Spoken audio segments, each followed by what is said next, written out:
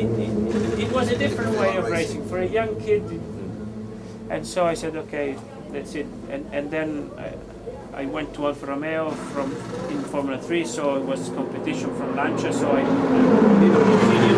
End of the story. Then I signed for BMW in touring car racing as a side activity besides single seaters. So sports cars were just a little short parenthesis until Audi came in the picture, and then it was completely a different story. When we started the sports car project, I was doing touring cars with Audi, and it was really rewarding because we won a lot, and the cars were so nice. But in my career, I did saloon cars always besides single seaters. So by then, in '91, I stopped Formula One, and then it was already 4 or 5 years that I drove only single seaters, and I missed the speed.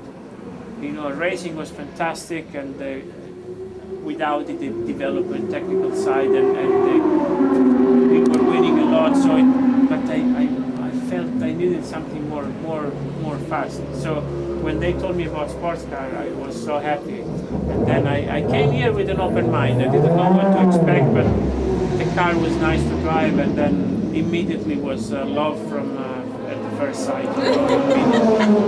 So it's crazy after so many years how much you can see from a different perspective.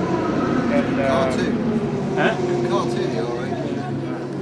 And yeah, now this is my place. I feel also with the people I have a very good relationship, and I like this place so much. You know, the city and everything, and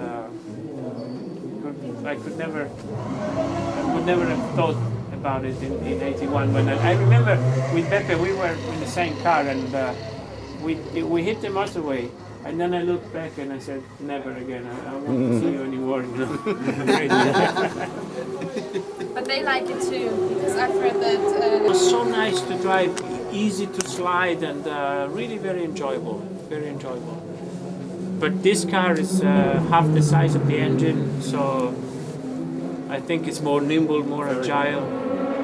But like with the R10 in America, we had a lot of fun in the street circuits. Really, you could really attack and throw the car, and which is strange because the car is big and bulky, but really you can.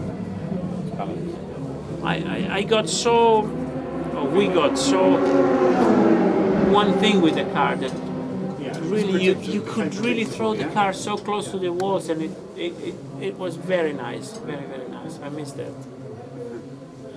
With this closed car, at some street circuits in America, you couldn't drive because you can't see it. And the R8 was good because the car was so strong, you know, you could, not that you wanted to hit, but if you hit something, you could really survive. Not survive in terms of physical, but in terms of, I don't know the statistics, so I don't remember, but the score of the R8, it's been really remarkable, and a lot of this is thanks to the strength of the car. There was a time in Sears Point, I think, we had sometimes we had issues with tires blow up. So Sears Point is quite a small circuit, but very enjoyable near San Francisco, really nice. So you have a straight, and then you have a compression going up a corner like this, and then over the crest and down like this. And there's a banking of soil. It's not very safe, actually. And this is quite fast.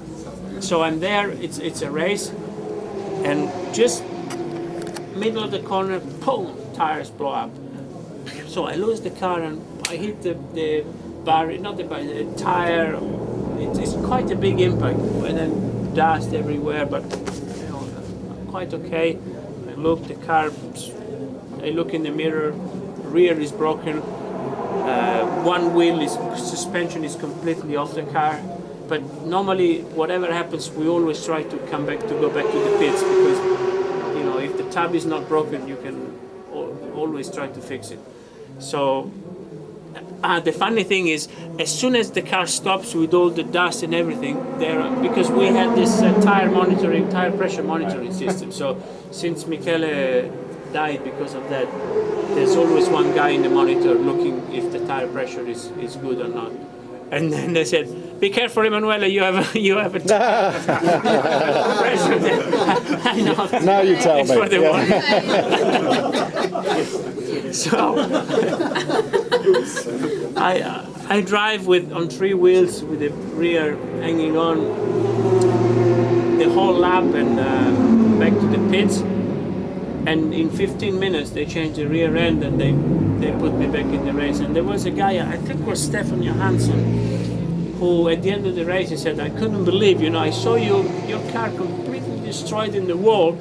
And he said, 15 minutes later you were in the race. And then what's going on? And this is just because the R8 was so nice. But that's all stopped now. Yes. Yeah. It's like a year that the fish crashed here early in yeah. the race. None of the 4 wheels are pointing the same direction. That's right. It's like a crab, isn't it? So it's Amazing work by the whole team to get there. What we used to do was we had today the Wednesday practice with one car, and then on Thursday morning everything was disassembled but the engine and the tab, which you cannot change. Everything else, including all the looming, everything else was taken apart. All the suspensions ready to go. So with the setup, everything working, just unbolt them, and all these parts would become the spare parts. And then a new car was built in for the Thursday practice, and so whatever crash you made, there was another car ready to bolt in already. fantastic.